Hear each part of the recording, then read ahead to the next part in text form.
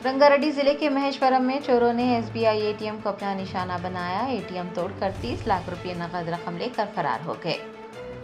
तफसीलात के मुताबिक महेश्वरम के रावीराल गांव में चोरों ने एटीएम में सरखा किया। सीसीटीवी फुटेज में 4 अफराद को एटीएम सेंटर के करीब आते देखा गया, जिनमें से 2 चोर एटीएम के अंदर दाखिल हुए और जदीद औजारों की मदद से मशीन को खोलकर रकम निकाल ली।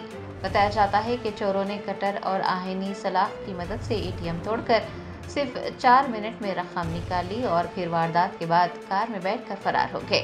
एटीएम में सरखे की इतला मिलते ही महेश्वरम की डीसीपी स्नेहा रेड्डी, एसीपी राजू और आदि बटला पुलिस जाए वारदात पर पहुंच गए। पुलिस ने चोरों को पकड़ने के लिए खुसूसी टीमें तश्कील दी हैं। बैंक मैनेजर का कहना है कि एटीएम में तकरीबन 30 लाख रुपये मौजूद थे, जिन्हें चोर लूट कर फरार हो गए हैं। पुलिस सीसीटीवी फुटेज की मदद से मुलजिमीन की शिनाख्त और उन्हें गिरफ्तार करने के लिए कार्रवाई कर रही है।